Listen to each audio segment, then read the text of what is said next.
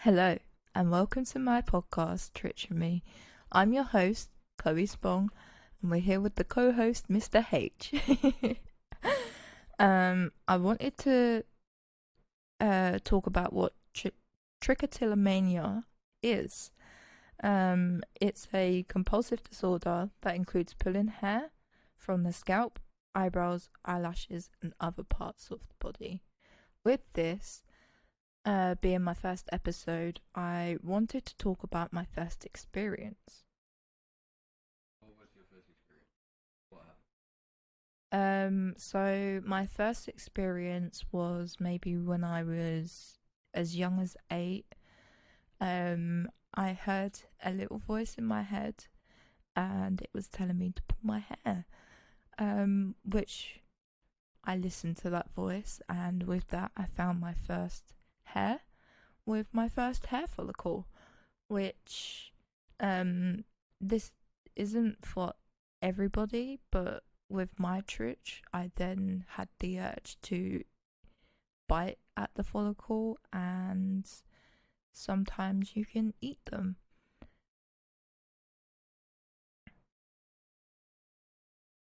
So, with you being so young at the time, Mm-hmm. like how did it affect your childhood? This affected my childhood massively because I think with how unknown trich was back then, it was not very spoken about, and I had really low self confidence anyway, as I got bullied quite a lot. So this affected me massively when I was younger, especially when the trich started to get really bad. I was pulling my hair to the point I had massive bald spots and bald patches, and it got to the point where no matter what hairstyle or headbands I used, it just wasn't enough anymore. So my mum ended up having to shave my, well, not shave, but cut my hair really, really short. And because of the bullying, and being a girl, I obviously didn't want to be going to school with short hair. So we ended up going to our, like, a really cheap wig shop. um, we didn't have a lot of money, so we couldn't afford like a decent wig or anything. So because of that, I bought my very first wig, and it was probably the cheapest wig you could ever see. Um, and because it was so cheap, it was so obvious that it was a wig. And yeah, I went into school, and one of the boys in my class decided to rip it off of my head in front of everyone in my class. And yeah, they I was pretty devastated and absolutely petrified. Pretty sure that's traumatized me for the rest of my life. um so yeah. So, again, with you being so young, Mhm. um, like, did you know your triggers were then? Was it just you had no idea at all, that, and this thing was just happening? I think because of how young I was when I first started having trich and how severe it was, I was going through a lot anyway, which I didn't understand. So, as well as obviously the trich happening, I was also trying to discover other things that was potentially going on in my childhood. So, when it came down to the trich, and with how unknown it was at the time, not many people knew how to like help. Um, it was nowhere near as spoken about or known about what it is like today. Um, so I did try cams and relaxation groups, which I feel like maybe the relaxation could have helped, but I think because of what I was dealing with at the time, it just triggered me more.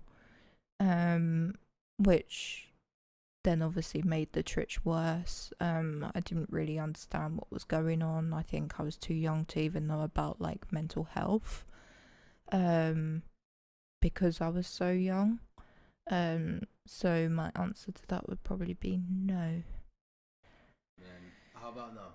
Like now you're an adult, you're a mom, 24.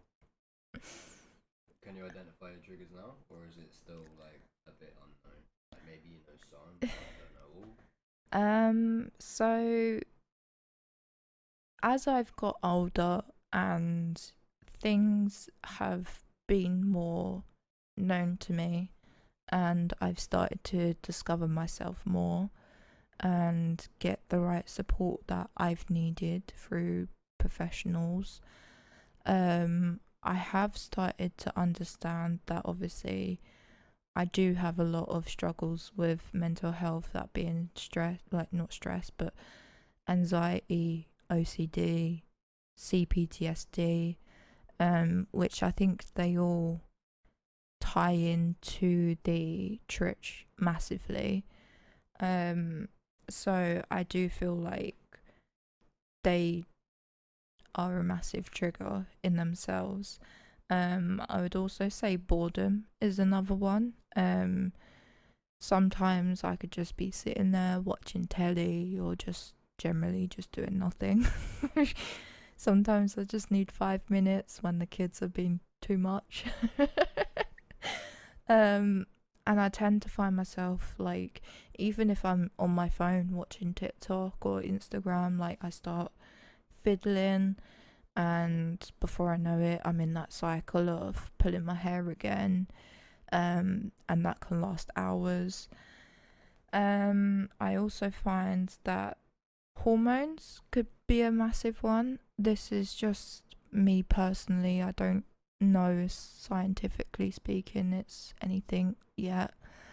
I feel like being a woman and having your monthly, obviously your emotions are heightened, your stress levels are heightened, you're all over the place. Um, so I do feel like that takes a massive part in the trich as well, because of obviously mental health being one of my triggers. Um, it does make sense to me that that could also be a trigger. Um, and yeah, I think that's it at the moment. So then, how do you, or like, what do you do actively to try and avoid the triggers? So at the moment, I mean, I'm still looking at ways to kind of help or reduce the trich, but I mean, at the moment, I found that having a small hobby that keeps your hands busy helps. For me, that's doing my arts and crafts, um, because I've got a PC. I tend to like go on my games. Um so, you know, my hands are busy. I find, as hard as it can be, um as I know not everyone has people, but trying to keep yourself around people helps as well, because you're more conscious about like doing it in front of people, as I feel like it's more of a personal thing you do when you're alone, or you know, in your comfort space where there's no eyes or anything. um I also find that finding people that you trust can be a good idea as well, and just open up about the trich, so they can also help identify like when you're about to pull, or if you're playing with your hair, and they can just be like, hey, can you like stop, um or like stop touching your hair, or you know, like just no. um I also find that being on medication has helped, that I've been speaking under like professionals, I'm on medication that typically helps reduce my stress and my anxiety. As I said, they are two of my main triggers. So I feel like being on the meds kind of helps me slow down, process things better, which overall does help with my trich because I'm not so like tense, or because I tend to pull because of I like the feeling of the relief as well. Like it's kind of like a relief or whatever. Um, and then another big one would be to keep your hair clean, and if you've got longer hair, keep it out the way. Like do a certain like hairstyle where it's tight and you know where you can't like touch your hair. As I find that having your hair accessible is really difficult, especially since I've shaved my hair and I started growing it out because it's too short to, put up or anything. It's just there in my face. I tend to pull more. And just keeping it clean. I feel like when my hair starts getting greasy or I'm sweating and it starts feeling a bit like sticky and gross, I do tend to find myself scratching or like playing with my hair more, and I find that when it's greasy I get a better grip when it comes to pulling my hair. So making sure that your hair's not grippable for you to pull. I have heard people say like, oh, just like wear gloves or hats and stuff, but obviously certain seasons it's not so practical. I mean, summertime you don't really want to be wearing hats and gloves, so it's really difficult. I also find that shaving your hair could help. Yeah, I don't think it will stop trich permanently. In fact, I don't think anything will. Um, I've been dealing with this pretty much my whole life now, and I'm still having this battle with trich. But I do feel like shaving has helped me stop thinking about my hair. And then just overall accepting the fact that I've got trich. I feel like the more I accept it and the more I'm like, okay, like this could potentially be a thing that I have for my whole life. Like,